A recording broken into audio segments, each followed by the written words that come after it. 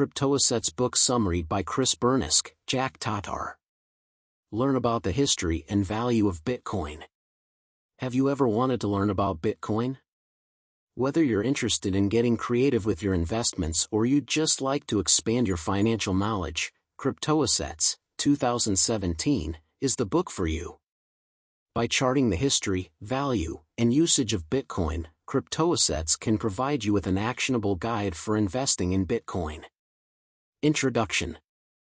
In an episode of the popular NBC comedy Superstore, a big box chain called Cloud9 gets an update that their corporate office refers to as Cloud 9.0. Although corporate never explains what this update is supposed to mean in practice, it's clear that they hope to rebrand the store by reconfiguring its public perception as a place that is progressive, forward-thinking, and technologically advanced.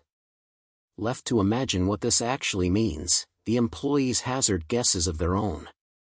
One posits that perhaps all employees will be given jetpacks which they can use to hover around the store. Another asks if this means that they will be paid in Bitcoin. In this context, Bitcoin is only referenced as a joke, but the premise still remains. We might not know what Bitcoin really is, but we think of it as the currency of the future. So, over the course of this summary, we're going to explore what Bitcoin is, how it's really used in practice, and the controversy that surrounds it. Chapter 1. What is Bitcoin? Whether you already know a little bit about Bitcoin or your guess is as good as the Cloud9 employees, for the purpose of a book about crypto assets, we think it's best to start at the beginning. And that means starting with the definition of Bitcoin. The economist Jake Frankenfield has coined his own description that can help us get to the meat of what Bitcoin really is. Frankenfield posits that Bitcoin is a digital currency created in January 2009 following the housing market crash. It follows the ideas set out in a white paper by the mysterious and pseudonymous Satoshi Nakamoto.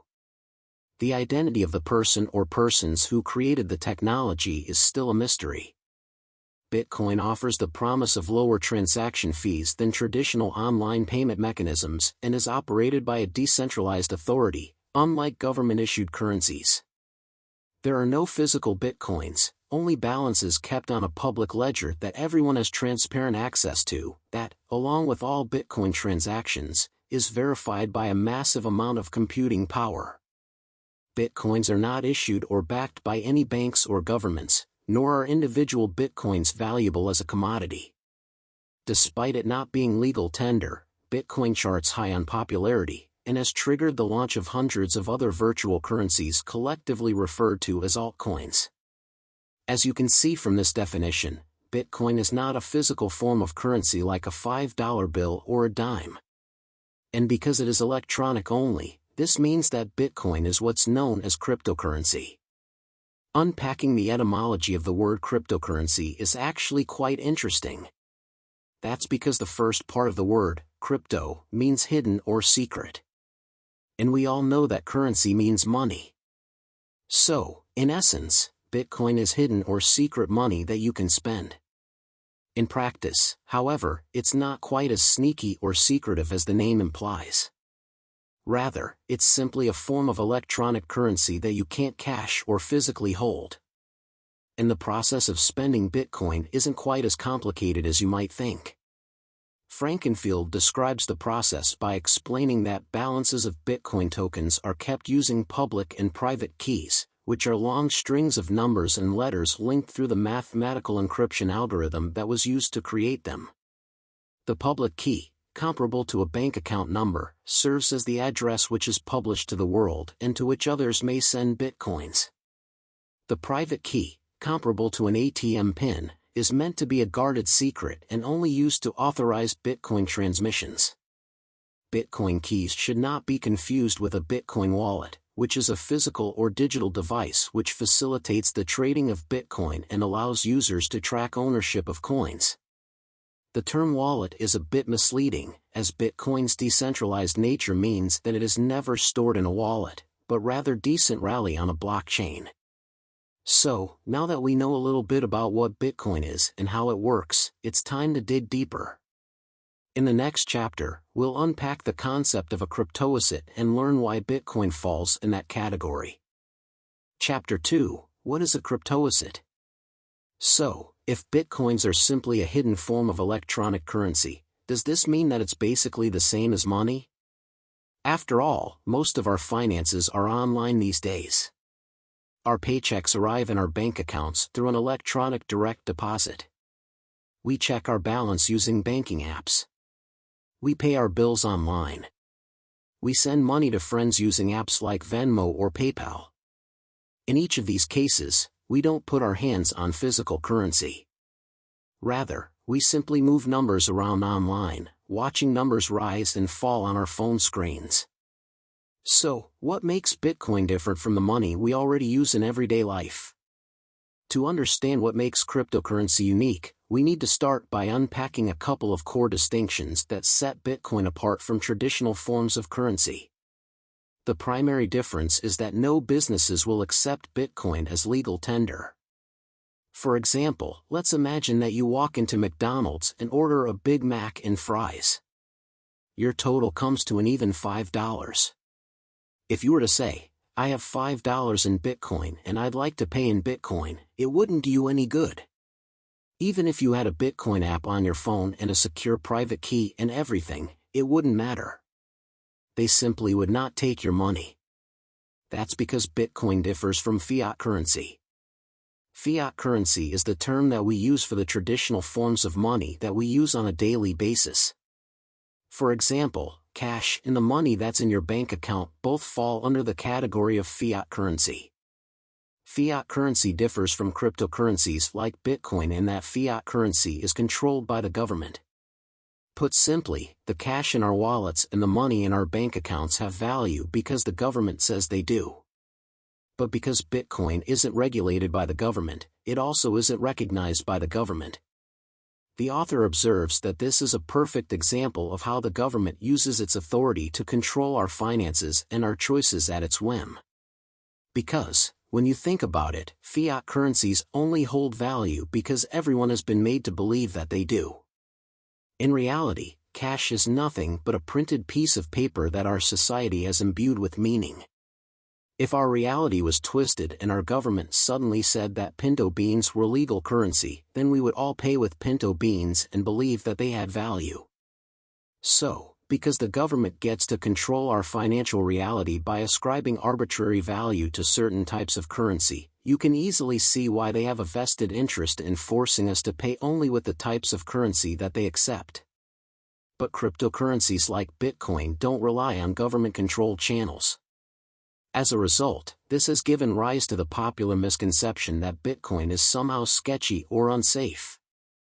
And in the interest of fairness, it's certainly true that some illegal operations can benefit from the availability of untraceable funds. For this reason, Bitcoin is very popular on the dark web and can be used in any number of illegal activities like prostitution, the drug trade, and the production and purchase of child porn. But the author observes that fiat currencies can be used for all of things as well. And illegal activity isn't really the government's primary concern when it comes to Bitcoin. Rather, they're concerned that if Bitcoin caught on as a mainstream form of currency, the banking system as we know it might become obsolete.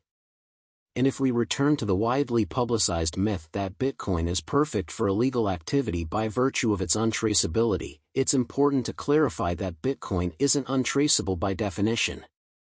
Rather, it simply can't be traced by conventional, governmentally approved means. As Frankenfield observes, Bitcoin is a relatively poor choice for conducting illegal business online, since the forensic analysis of the Bitcoin blockchain has helped authorities to arrest and prosecute criminals. It's also impossible to conceal your financial trail by using Bitcoin because every new transaction is recorded and becomes part of the blockchain that characterizes your Bitcoin wallet. And that brings us to the second key distinction that characterizes Bitcoin, its electronic nature. So, let's take a moment to explore the definition and function of cryptocurrency. Frankenfield defines cryptocurrencies as being systems that allow for the secure payments online which are denominated in terms of virtual tokens, which are represented by ledger entries internal to the system.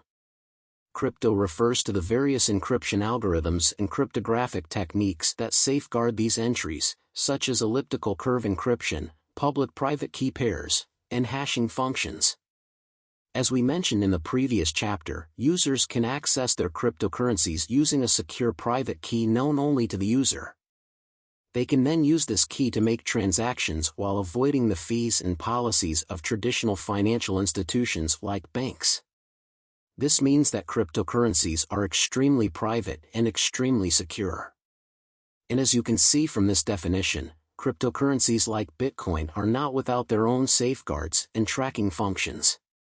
And making illegal online transactions isn't quite as easy as you'd think. That safety net exists because of Bitcoin miners. The word miners might invoke an interesting mental picture for you because of Bitcoin's perception as being the currency of the future. As a result, you might think about the California gold rush, when miners raced out west with their pickaxes and their gold dust pans. But the author observes that this is actually a great analogy because mining for Bitcoin is very similar. Just as people hoped gold would be the currency of the future, many people cherished the same hopes for Bitcoin. And mining for Bitcoin is more or less the same process as mining for gold. The only difference is that the process has now been digitized. And now, instead of gold mining being conducted by humans, the process of Bitcoin mining is carried out by supercomputers. Just as people sifted through rocks and silt, hoping to find a few nuggets of gold, these supercomputers sift through copious amounts of complex electronic code to find the details of Bitcoin transactions. As we mentioned earlier in this chapter, Bitcoin authenticity is ensured because each new transaction, also known as a block of code, is added to a public record called a blockchain.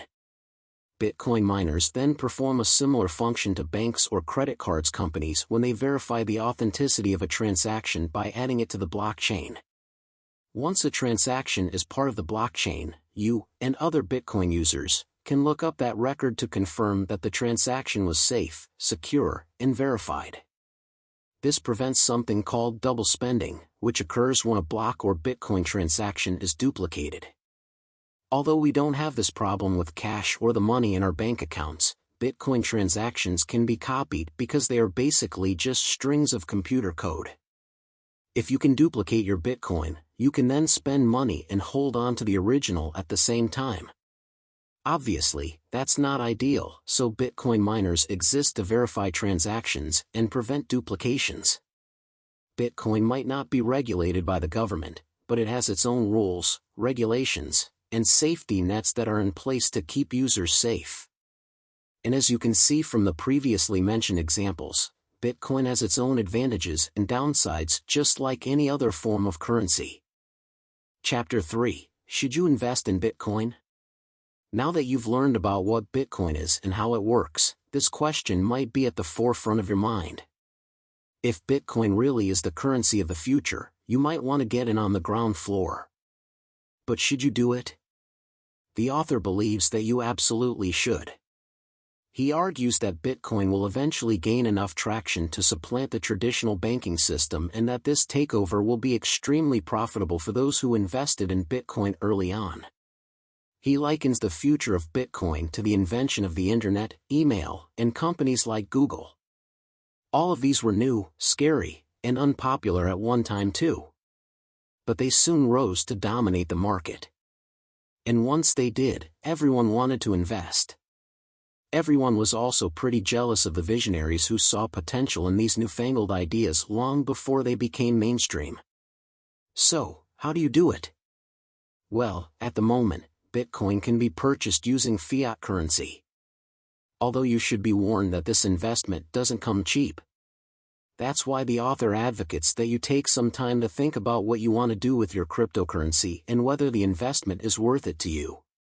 He also advises that you watch the market for a while first and familiarize yourself with the rises and falls of the cryptocurrency market before you invest. With that said, he also cautions that Bitcoin comes with the same risk as any other type of financial investment. There is always a chance that you could lose your money and be left with nothing. And that's why it's especially important that you take your time and familiarize yourself with the market before investing any money of your own. Once you feel comfortable that you know what you're doing, you can invest in your own way on your own time.